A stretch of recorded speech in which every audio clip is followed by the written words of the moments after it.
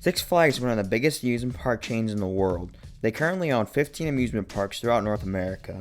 Today I'll be ranking those parks from worst to best. Now I haven't been to all of these parks, but I have been to Six Flags Great Adventure, Six Flags Darien Lake, and Great Escape. For the rest of the parks, I'll be basing them off of what other people have said and if they have similar rides that I have been on. Hopefully someday I'll be able to remake this list once I get the chance to visit more of these parks.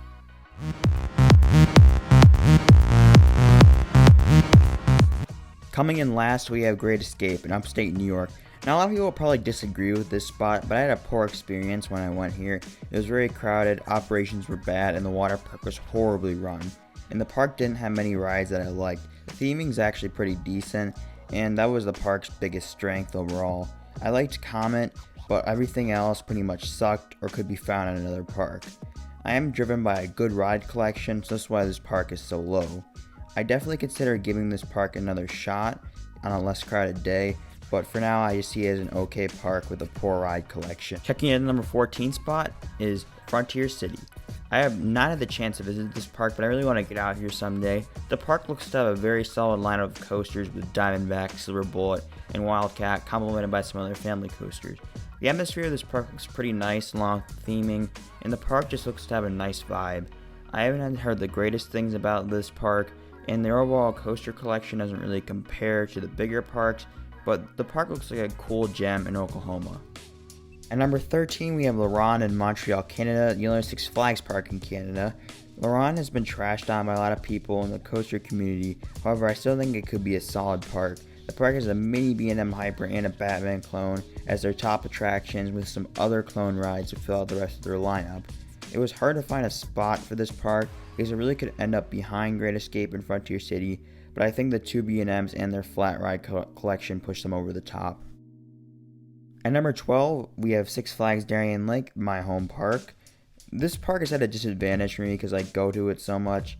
They have a great 1-2 punch with Ride of Steel and Tantrum, but beyond that, there's only okay or even bad coasters. There's a lot of mixed opinions on this park, but I tend to rank it fairly low compared to the general consensus. The park's atmosphere isn't very good and the operations stink. I've never been a fan of the employees here as they take pleasure in stapling you. I think Darien Lake is a solid park but really needs another major attraction to take it to the next level. Number 10 and 11 were really close, but ultimately decided that Six Flags America would take the number 11 spot. I actually like Six Flags America's coaster collection with Superman, Ride of Steel, Wild One, Batwing, Joker's Jinx, Firebird, and Roar. I think it beats Darien Lake's collection by far. I've also heard the employees are generally pretty good and the operations are fine. They're getting a new giant Discovery and getting their Gotham City redone, so that should be great. Also, I saw they're getting a front entrance upgrade, so that looks awesome. Overall, Six Flags America is a solid park that I really need to get around to one of these days. Coming in at number 10 spot, we have Six Flags St. Louis. This and Six Flags America are really close, but what put them over the top was American Thunder, the GCI, which gets really good reviews. They have a Mr. Freeze clone, two other very solid Woodies, a Batman clone, and a Pandemonium clone. The park has a really cool setting with the mountain as the backdrop. They definitely need a true standout coaster though, and they don't get a whole lot of love from Six Flags, unfortunately.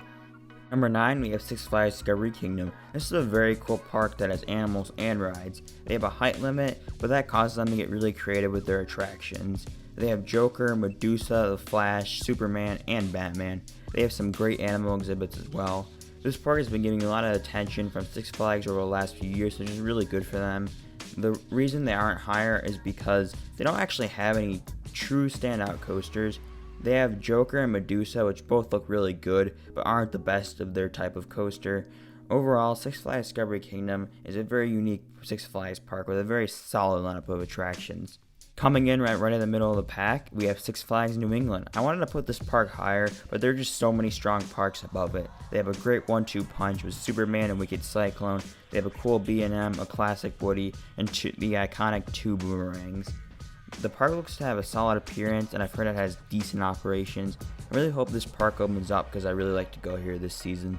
Just barely beating out New England, we have Six Flags Over Georgia, just outside of Atlanta. I actually think I prefer New England's 1-2 punch over Georgia's 1-2 punch with Twisted Cyclone and Goliath, but the park has so many other great coasters to offer. They have Daredevil Dive, Mindbender, Georgia Scorcher and the legendary Great American Scream Machine.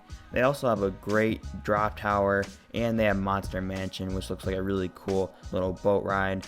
I've heard some bad reports about the management and staff here, so that's why it's not higher, but overall Six Flags Over Georgia looks like a great park. In the number 6 spot, we have the original Six Flags Park with Six Flags Over.Texas. Man, this looks like a really solid park. They have New Texas Giant, Mr. Freeze, Shockwave, Titan, and they're getting Aquaman. Their coaster lineup just looks amazing. I also find the theming of the park to be interesting because it represents the Six Flags that we have flown over Texas, so that's a really cool touch there. My main issue with the park is they don't have the best lineup in the chain, and they also don't really have the most unique theming or appearance. Kicking off the top 5, we have Six Flags Mexico. Now before you dislike the video, hear me out. 99% of you have never been here, and out of the few who have, the reviews have been great. Like watch El Toro Ryan's video from this park. Medusa Steel Coaster looks like a top tier RMC. Superman El Ultimo Escape looks like a top hyper in the whole world. They have some decent clones like Wonder Woman and Joker. The park itself might have the best theming and best atmosphere of any Six Flags park. My only issue with this park that prevents it from being any higher is they have a lack of depth behind the top 2, but the top 2 might both be in the top 25 coasters in the world. But other than that, the lineup's okay. However, this park looks very underrated and deserves much more praise. Checking at number 4, we have Six Flags Fiesta Texas. I think Six Flags Fiesta Texas is very similar to Six Flags Mexico. They're powered by 2 RMCs with Iron Rattler and Wonder Woman. They also have Superman Krypton Coaster, a floorless coaster. They have a free spin, a Batman clone, a Spaghetti Bowl launch coaster. Just a great lineup overall. They also have a great setting with a quarry wall, which provides an amazing atmosphere. I've heard reports of poor management, but that's an issue that can be easily fixed. This park looks like a very good park that I need to get out to someday. Just making the top 3, we have Six Flags Great America outside of Chicago. This park is treated great by the chain as they get new roller coasters every 2 to 3 years. They have Goliath, a great RMC wooden coaster. They have Max Force, a crazy launch coaster, and Raging Bull, the hyper with an amazing layout. They have so many great supporting coasters as well, like X-Flight, Batman, and Superman. The park just looks like they're great all around. It looks to have solid ops, and the only reason they aren't higher is because the parks above them both have standout world-class coasters that this park seems to be lacking a little bit. Coming in second place, we have Six Flags Great Adventure. Wow, just wow. I was expecting the park to be very good, but it blew me out of the water with the experience I had. El Toro might be the best coaster in the world. Nitro and King Dakar are great coasters. They have an amazing collection of flat rides and some solid B&Ms to help back the lineup. They have an amazing safari. They have great operations. Food's pretty decent. Six Flags should be proud of this park. They're also getting Jersey Devil, which will further add to their collection. However, I wouldn't be surprised if this park drops in my rankings as I go to more parks in the chain, but man, it's a great one to start with. Taking the top spot, we have Six Flags Magic Mountain. This park has 19 coasters. 19.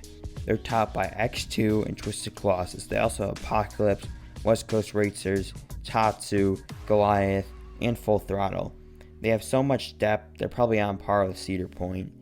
It looks like the management at this park is very good. I think their depth is a little bit better than Great Adventures, which puts them across the finish line. I can't wait to go to this park, as it should be amazing. That concludes my top 15 Six Flags parks. Before you bash on me too much, just remember, I have not attended most of these parks, so it's really hard for me to judge them. I'm excited because I still have 12 parks on this list that I am yet to go to. But with that being said, thank you all for making it to this point. You may as well hit that like button, and don't forget to subscribe. Make sure to comment all thoughts on this list, and I'll see you all in the next video.